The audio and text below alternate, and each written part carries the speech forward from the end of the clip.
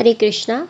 आज हम श्रीमद् भागवतम स्कंद 1 अध्याय 13 इसके 32वें श्लोक से पढ़ना शुरू करेंगे। तत्र संजय मासीनम पप्रच्छो द्विग्न मानसः गावलग्ने क्व नस्तातो वृद्धो हि नश्च नेत्रियो। चिंता से पूरित महाराज युधिष्ठिर संजय की ओर मुड़े जो वहां बैठे थे और उनसे पूछा, हे संजय, हमारे वृद्ध तथा दृष्टिहीन ताऊ कहाँ है। श्लोक नंबर 33। अम्बा च हतपुत्रार्ता पितृव्य क्व गत सुहृद अपि मयि कृतपज्ञ हतबंधु स भार्यया आशंस मानः शमलम गंगायाम दुखितो पतत। मेरे शुभचिंतक चाचा महात्मा विदुर तथा अपने सभी पुत्रों के निधन से अत्यंत शोकाकुल माता गांधारी कहाँ है। मेरे ताऊ महाराज धृतराष्ट्र भी अपने समस्त पुत्रों तथा पौत्रों की मृत्यु के कारण शोकार्त थे। निसंदेह मैं अत्यंत कृतज्ञ हूँ। अतएव क्या वे मेरे अपराधों को अत्यंत गंभीर मानकर अपनी पत्नी सहित गंगा में कूद पड़े। तात्पर्य, पांडवों ने और विशेष रूप से महाराज युधिष्ठिर तथा अर्जुन ने कुरुक्षेत्र युद्ध के परवर्ती प्रभावों की पूरी कल्पना कर ली थी। अतएव अर्जुन ने युद्ध करने से इनकार कर दिया था। यह युद्ध श्री भगवान की इच्छा से हुआ, लेकिन पारिवारिक शोक के प्रभाव उसी प्रकार सत्य उतरे जैसे उन्होंने पूर्व से सोच रखा था। महाराज युधिष्ठिर अपने ताऊ महाराज धृतराष्ट्र तथा ताई गांधारी की दुर्दशा के प्रति सदैव सचेत थे। अतएव उनकी वृद्ध अवस्था में तथा दुखी अवस्थाओं में वे उनकी यथासंभव देखभाल करते रहते थे। अतएव जब उन्हें राजमहल में अपने ताऊ तथा ताई नहीं मिले तो स्वाभाविक था कि उन्हें संदेह हुआ और उन्होंने सोचा कि वे गंगा में डूब गए। उन्होंने अपने आप को कृतज्ञ माना, क्योंकि जब समस्त पांडव पितृविहीन थे तब महाराज धृतराष्ट्र ने रहने हेतु उन्हें सभी राजसी सुविधाएं प्रदान की थी। किंतु एक वे है कि बदले में उन्होंने धृतराष्ट्र के सभी पुत्रों को कुरुक्षेत्र के युद्ध में मार डाला।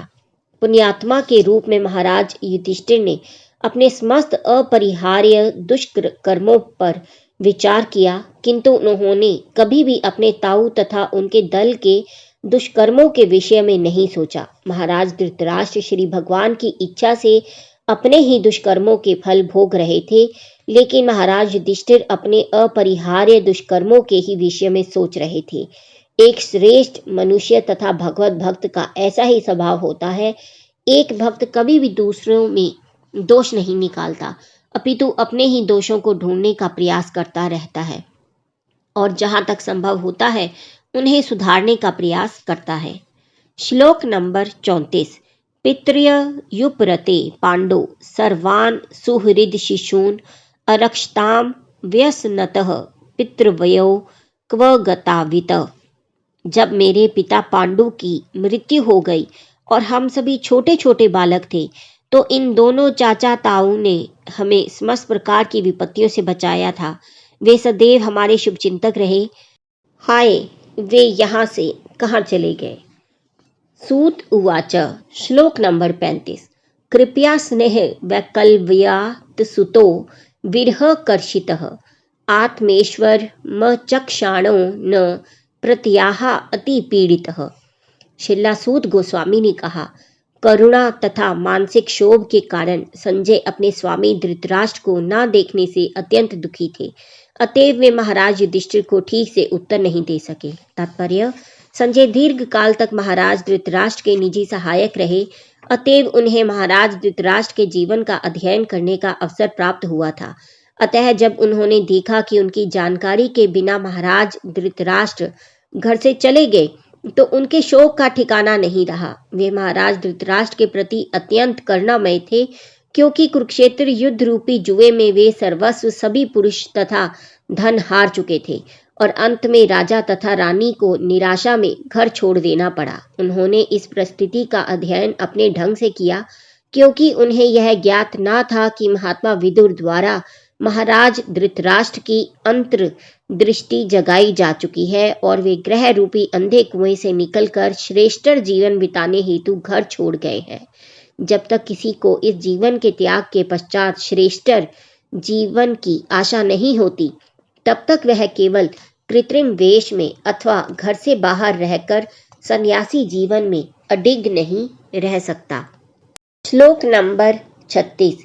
विमृज्या श्रोणी पाणिभ्याम विष्ट भयात मात्मना अजात शत्रुम प्रत्युचे प्रभो पादावनु स्मरण।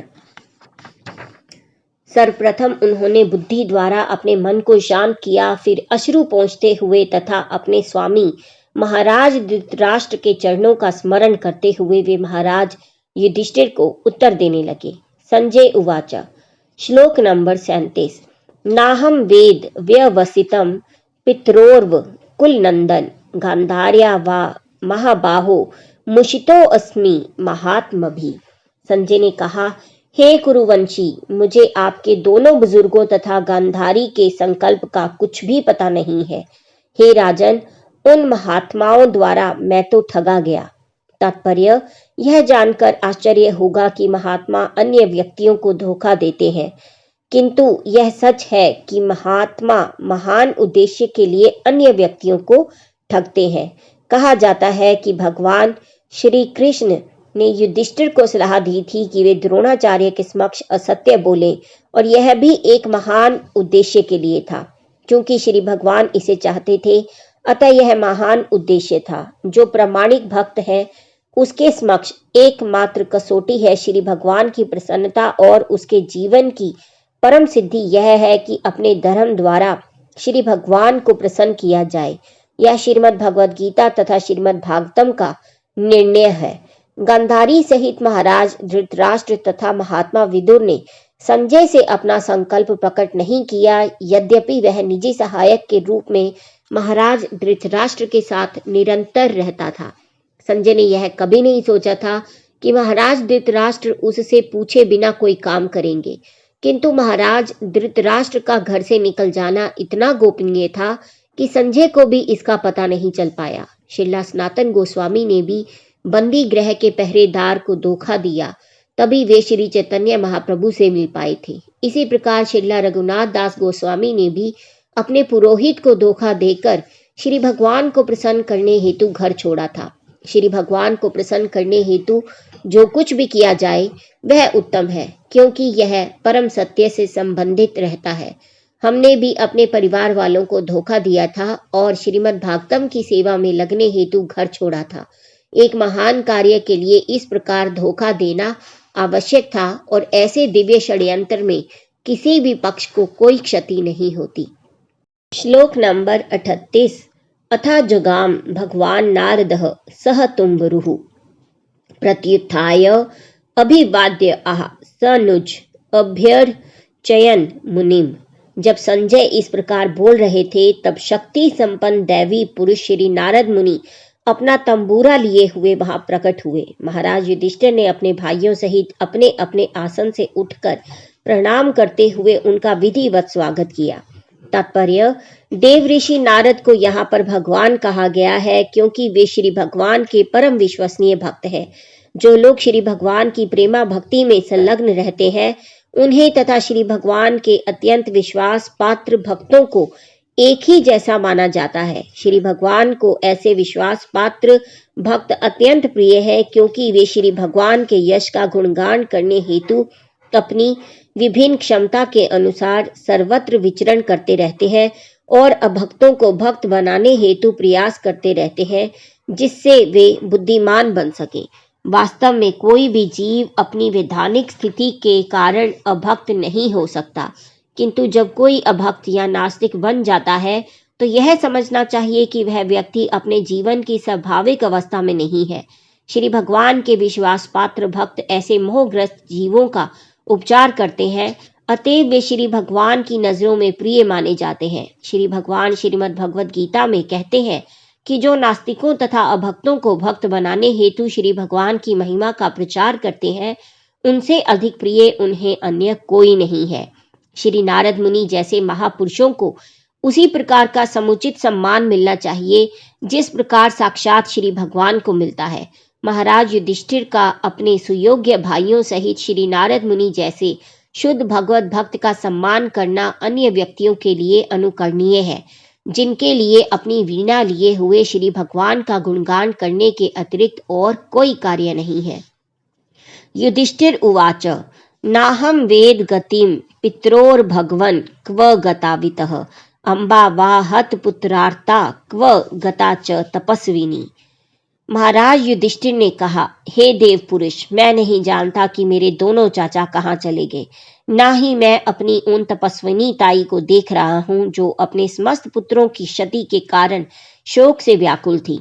तात्पर्य, महात्मा तथा भगवत भक्त के रूप में महाराज युधिष्ठिर सदैव अपनी ताई की महान क्षति तथा तपस्विनी के रूप में उनके कष्टों के प्रति सदैव जागरूक रहे। तपस्वी सभी प्रकार के कष्टों से कभी विचलित नहीं होता, इससे तो वह और भी मजबूत तथा आध्यात्मिक प्रगति के पथ पर दृढ़ होता है। महारानी गांधारी अनेक अग्नि परीक्षाओं में अपने अद्भुत चरित्र के कारण तपस्विनी का एक अद्भुत उदाहरण है। वे माता, पत्नी तथा तपस्विनी के रूप में एक आदर्श महिला थी और विश्व के इतिहास में ऐसे चरित्र वाली महिला विरले ही पाई जाती है। श्लोक नंबर 40। कर्णधार इवा पारे भगवान पारदर्शकः अथाभ भाषे भगवान नारदो मुनि सक्तमः। आप इस अपार महासागर में जहाज के कप्तान समान है और आप ही हमें अपने गंतव्य का मार्ग दिखा सकते हैं। इस प्रकार से संबोधित किए जाने पर देव पुरुष भक्तों में सर्वश्रेष्ठ चिंतक श्री नारद मुनि कहने लगे। तात्पर्य, दार्शनिक चिंतक कई प्रकार के होते हैं, किंतु इनमें सबसे महान वे हैं जिन्होंने श्री भगवान का दर्शन पा लिया है और श्री भगवान की प्रेममयी दिव्य सेवा में अपने आप को समर्पित कर दिया है। श्री भगवान के ऐसे समस्त शुद्ध भक्तों में श्री नारद मुनि प्रमुख है। अतएव यहाँ पर उन्हें सभी दार्शनिक भक्तों में सबसे श्रेष्ठ बताया गया है। जब तक कोई प्रामाणिक गुरु से वेदांत दर्शन का श्रवण करके विद्वान दार्शनिक नहीं बनता, तब तक वह विद्वान दार्शनिक भक्त नहीं हो सकता। उसे अत्यंत श्रद्धालु, विद्वान तथा विरक्त होना चाहिए, अन्यथा वह शुद्ध भक्त नहीं बन सकता। श्री भगवान का शुद्ध भक्त ही हमें अज्ञान सागर की दूसरी ओर जाने का मार्गदर्शन कर सकता है। श्री नारद मुनि महाराज युधिष्ठिर के महल में आया करते थे, क्योंकि सभी पांडव श्री भगवान के शुद्ध भक्त थे और श्री नारद मुनि आवश्यकता पड़ने पर उन्हें अच्छी सलाह देने हेतु सदैव तैयार रहते थे। श्लोक नंबर 41। नारद उवाच मां कंचन शुचो राजन यदीश्वर वंशम जगत लोकाः सपाला यस ये में वहंती बलिमीष्यतु स संयुनक्ति भूतानि स एव वियुनक्ति च। श्री नारद मुनि ने कहा, हे धर्मराज, आप किसी के लिए शोक मत करो, क्योंकि सभी मनुष्य परमेश्वर के अधीन हैं। अतएव समस्त जीव तथा उनके नेता अपनी रक्षा के लिए पूजा करते हैं। वे ही सबको पास पास लाते हैं तथा उन्हें विलग करते हैं। तात्पर्य, प्रत्येक जीव चाहे वह इस जगत में हो या आध्यात्मिक जगत में परमेश्वर के अधीन है। इस ब्रह्मांड के नायक ब्रह्मा से लेकर एक शूद्र चींटी तक सभी परमेश्वर की आज्ञा का पालन करने वाले हैं। इस प्रकार जीव की स्वाभाविक स्थिति श्री भगवान के अधीन रहने की है। अल्पज्ञ जीव, विशेषतया मनुष्य, झूठे ही परमेश्वर के नियम के विरुद्ध विद्रोह करता है और इस कारण असुर या नियम भंग करने वाले के रूप में प्रताड़ित होता है। कोई भी जीव परमेश्वर की आज्ञा से किसी विशेष स्थिति को प्राप्त करता है और वह परमेश्वर या उनके अधिकृत दूत के आदेश द्वारा ही किसी अन्य पद पर बिठाया जाता है। ब्रह्मा, शिव, इंद्र, चंद्र, महाराज युधिष्ठिर या आधुनिक इतिहास के नेपोलियन, अकबर, सिकंदर, गांधी, सुभाष, नेहरू तथा पंडित चंद्रशेखर आजाद सभी श्री भगवान के दास हैं और परमेश्वर की परम इच्छा से ही अपने पदों पर बिठाए तथा उनसे हटाए जाते हैं। इनमें से कोई भी स्वतंत्र नहीं है। यद्यपि उन्हें विभिन्न कष्टों द्वारा भौतिक संसार के और अधिक कठोर नियमों के अंतर्गत रखा जाता है, फिर भी ऐसे लोग या नेता विद्रोह करके श्री भगवान की श्रेष्ठता को मान्यता नहीं देते। अतः जो अल्पज्ञ व्यक्ति होगा वही कहता है कि ईश्वर नहीं है। महाराज युधिष्ठिर को इस कटु सत्य के प्रति आश्वस्त किया जा रहा था, क्योंकि वे अपने चाचाओं तथा ताई के सहसा चले जाने से अत्यधिक व्याकुल थे। महाराज धृतराष्ट्र को यह स्थिति उनके पूर्व कर्मों के अनुसार प्राप्त हुई थी। वे भूतकाल में सभी कष्ट भोग चुके थे या सुख पा चुके थे, लेकिन सौभाग्य से उन्हें महात्मा विदुर जैसा छोटा भाई प्राप्त हुआ था और उन्होंने उनके उपदेश से मोक्ष प्राप्त करने हेतु इस संसार के समस्त संबंधों को तोड़कर गृह त्याग कर दिया था। सामान्यतया कोई किसी योजना से अपने सुख तथा दुख के प्रवाह को बदल नहीं सकता। हरेक को काल के सूक्ष्म प्रबंध के अंतर्गत उन्हें उसी रूप में ग्रहण करना होता है। उनका प्रतिरोध करने से कोई लाभ नहीं होता। अतएव सर्वश्रेष्ठ बात तो यह है कि मनुष्य मोक्ष प्राप्त करने का प्रयत्न करे, और यह जन्म सिद्ध अधिकार मनुष्य को ही प्राप्त है, क्योंकि उसके मन तथा बुद्धि अत्यंत विकसित होते हैं। मनुष्य जीवन में मोक्ष लाभ के लिए मनुष्य को ही विभिन्न वैदिक आदेश उपलब्ध हैं। जो कोई उन्नत बुद्धि के इस सुअवसर का दुरुपयोग करता है वह अधम है, और उसे इसी जीवन में या भविष्य में विभिन्न प्रकार के कष्ट मिलते हैं। यही तरीका है जिससे श्री भगवान सब पर नियंत्रण रखते हैं। श्लोक नंबर 42। यथा गावो नसी प्रोता स्तन्यता बद्धाश्च दाम्भि वाक्तन्त्याम नाम भीर्बद्धा वहंती बलिमीच्छतु। जिस प्रकार बैल एक लंबी रस्सी से नाक से नत्थी होकर बंधन में रहता है, उसी प्रकार मनुष्य जाति विभिन्न वैदिक आदेशों से बंधकर परमेश्वर के आदेशों का पालन करने हेतु बद्ध है। तात्पर्य, प्रत्येक जीव, चाहे वह मनुष्य हो या पशु या पक्षी, यही सोचता है कि वह स्वतंत्र है, किंतु वास्तव में श्री भगवान के कठोर नियमों से कोई भी स्वतंत्र नहीं है। श्री भगवान के नियम कठोर है क्योंकि किसी भी परिस्थिति में उनका उल्लंघन नहीं किया जा सकता। धूर्त लोग मानव निर्मित नियमों से बच सकते हैं, किंतु परम विधि नियंता की संहिता में नियमों के उल्लंघन की तनिक भी संभावना नहीं होती। ईश्वर निर्मित नियम में थोड़ा सा भी परिवर्तन करने वाले अपराधी को बहुत कष्ट उठाने पड़ सकते हैं। परमेश्वर के ऐसे नियम विभिन्न अवस्थाओं में धर्म संहिता कहलाते हैं, किंतु धर्म का सिद्धांत सर्वत्र एक सा होता है। यह है परमेश्वर के आदेशों का पालन करना। ऐसी है भौतिक जगत की दशा।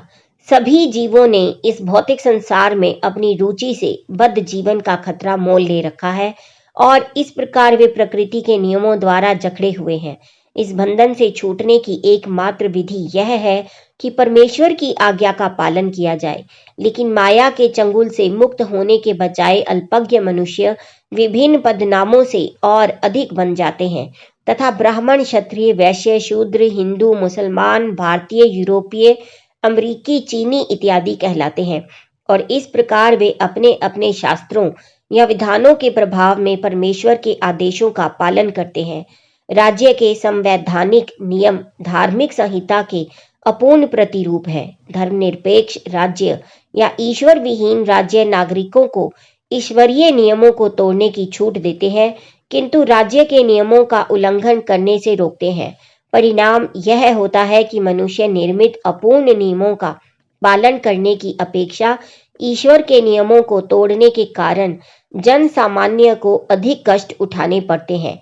प्रत्येक व्यक्ति भौतिक जगत के विधान की परिस्थिति के अंतर्गत अपूर्ण है, और इसकी तनिक भी संभावना नहीं है कि भौतिकता में सर्वाधिक उन्नत व्यक्ति भी पूर्ण विधान का पालन कर सके।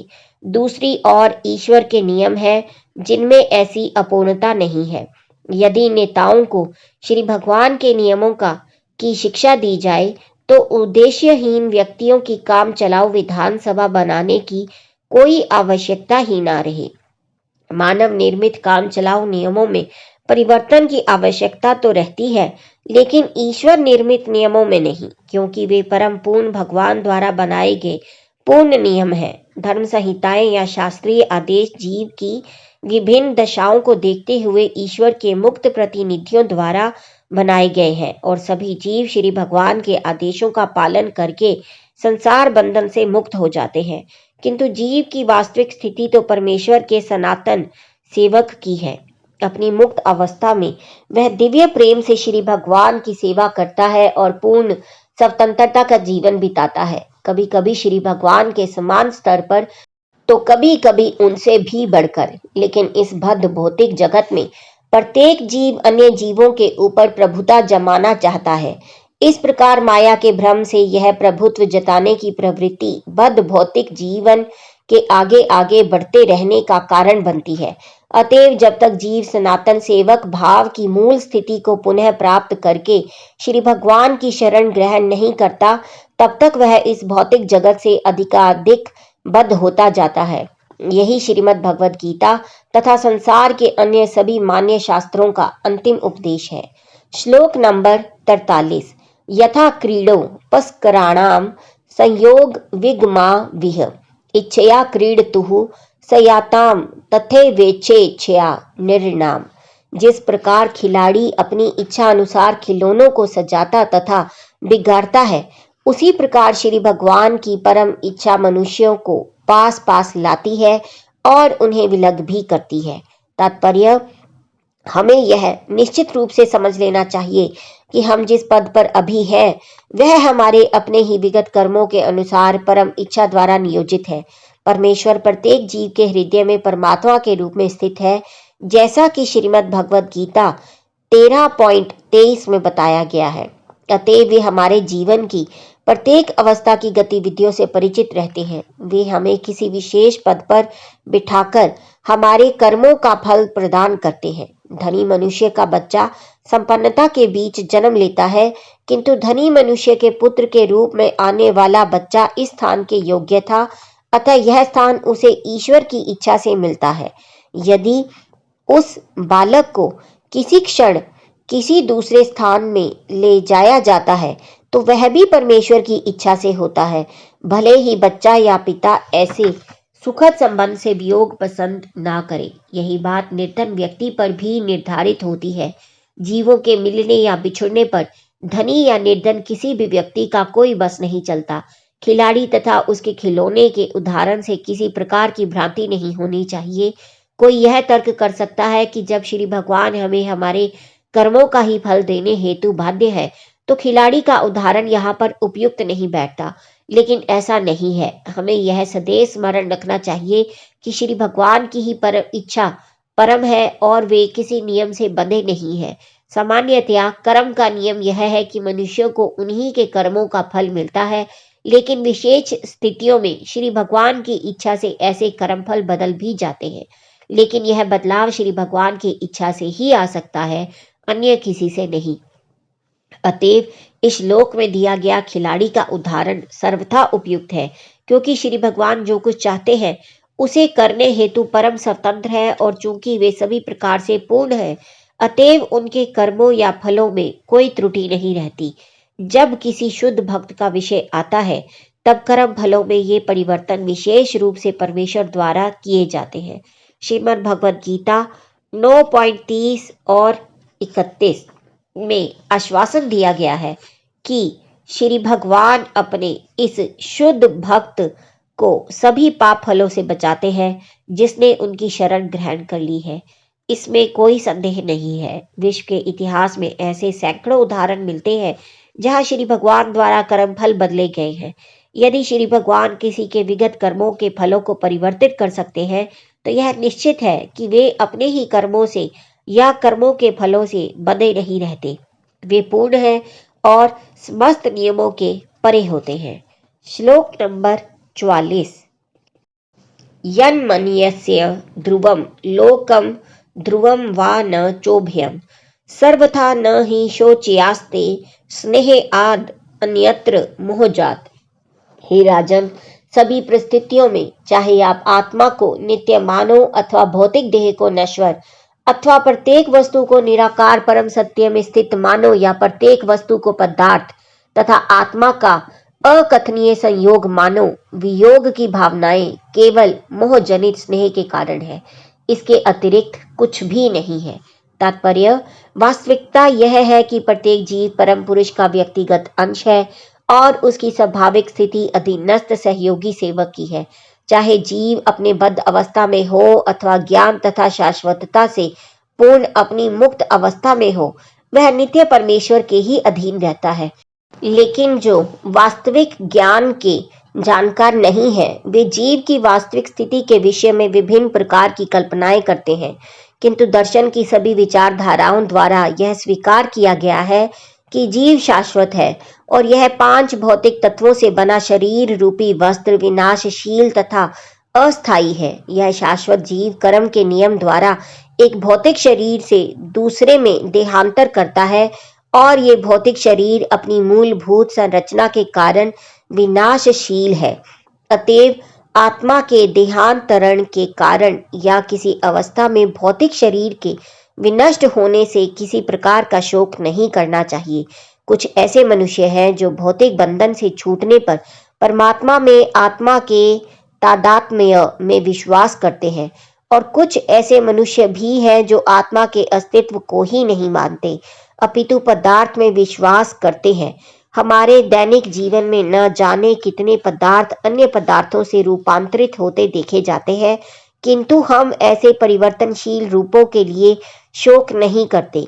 प्रत्येक दशा में दैवी शक्ति का वेग रोका न जा सके, ऐसा होता है। इसमें किसी का वश नहीं है, अतएव शोक करने का कोई कारण नहीं होता। श्लोक नंबर 45। तस्मा ज ह्य अंग वैक्लव्य म ज्ञान कृतमात्मनः कथम त्वनाथः कृपणा वर्तेरस्ते च माम विना। अतएव तुम आत्मा को न जानने के कारण उत्पन्न अपनी चिंता छोड़ दो। अब आप यह सोच रहे हैं कि वे असहाय जीव तुम्हारे बिना किस प्रकार रहेंगे। तात्पर्य, जब हम अपने सगे संबंधियों को असहाय तथा अपने ऊपर आश्रित सोचते हैं तो यह अज्ञान के कारण होता है। परमेश्वर के आदेश से प्रत्येक जीव को इस संसार में उसकी अर्जित स्थिति के अनुसार सुरक्षा प्रदान की गई है। श्री भगवान भूतभृत कहलाते हैं, अर्थात वे जो सभी जीवों को सुरक्षा प्रदान करते हैं। मनुष्यों को केवल अपने कर्तव्य पालन करना चाहिए, क्योंकि परमेश्वर के अतिरिक्त अन्य कोई किसी को भी सुरक्षा प्रदान नहीं कर सकता। अगले श्लोक में इसकी स्पष्ट व्याख्या की गई है। श्लोक नंबर 46। काल कर्म गुणादीनो देहोयम पांच भौतिकः कथमन्यासतु गोप्येत सर्पग्रस्तो तथा परम। 5 तत्वों से निर्मित यह स्थूल भौतिक शरीर पूर्व से ही सनातन काल कर्म तथा भौतिक प्रकृति के गुणों के अधीन है, तो किस प्रकार से यह अन्य व्यक्तियों की रक्षा कर सकता है, जबकि यह स्वयं सर्प के मुंह में फंसा हुआ है। तात्पर्य, राजनीतिक, आर्थिक, सामाजिक तथा सांस्कृतिक प्रचार द्वारा विश्व आंदोलनों से किसी को कोई लाभ होने वाला नहीं है, क्योंकि ये श्रेष्ठ शक्ति द्वारा नियंत्रित होते हैं। बद्ध जीव पूर्ण रूप से भौतिक प्रकृति के नियंत्रण में होता है, जो प्रकृति के 3 गुणों के प्रभाव वश होने वाले कर्म तथा सनातन काल के रूप में व्यक्त होता है। प्रकृति के 3 गुण हैं, अर्थात सत्य, रज तथा तम। सतोगुणी हुए बिना मनुष्य वस्तुओं को वास्तविक रूप में नहीं देख पाता। रजो तथा तमोगुणी व्यक्ति वस्तुओं को उनके वास्तविक रूप में कभी नहीं देख पाता। अतएव रजोगुणी तथा तमोगुणी व्यक्ति अपने कार्यों को उचित दिशा नहीं दे पाते। केवल सतोगुणी व्यक्ति ही कुछ सीमा तक ऐसा कर पाता है। चूंकि अधिकांशतः व्यक्ति राजसी तथा तामसी होते हैं, अतएव उनकी योजनाएं तथा परियोजनाएं शायद ही अन्य व्यक्तियों को कुछ लाभ पहुंचा सके। प्रकृति के गुणों के भी ऊपर शाश्वत समय होता है, जो काल कहलाता है, क्योंकि यह भौतिक जगत की हर वस्तु की आकृति को बदल देता है। यदि हम अस्थायी रूप से कोई लाभप्रद कार्य कर भी लें, तो समय बीतने पर काल द्वारा यह अच्छी परियोजना भी विनष्ट कर दी जाती है। यदि कुछ किया जा सकता है तो इतना ही कि इस सनातन काल से छुटकारा पा लिया जाए, जिसकी तुलना काल सर्प से की गई है, जिसका दंश सदैव जानलेवा होता है। कोई भी व्यक्ति सर्प दंश से नहीं बच पाता। अतएव काल सर्प अथवा प्रकृति के गुणों के चंगुल से बचने का सर्वश्रेष्ठ उपाय भक्ति योग है, जिसकी संस्तुति श्रीमद् भगवद गीता 14.26 में की गई है। सबसे पूर्ण लोक उपयोगी परियोजना यह है कि हर व्यक्ति को विश्व भर में भक्ति योग के प्रचार कार्य में लगाया जाए, क्योंकि उसी के द्वारा मनुष्यों को काल, कर्म तथा गुण द्वारा व्यक्त माया के चंगुल से बचाया जा सकता है। श्रीमद् भगवद गीता 14.26 में इसकी स्पष्ट रूप से पुष्टि होती है। हरे कृष्णा। आज का पठन हम यहीं समाप्त करेंगे और कल हम फिर से 47वें श्लोक से पढ़ना शुरू करेंगे। तब तक आप जपते रहिए हरे कृष्णा कृष्णा कृष्णा हरे हरे, हरे राम राम राम हरे हरे। हरि बोल।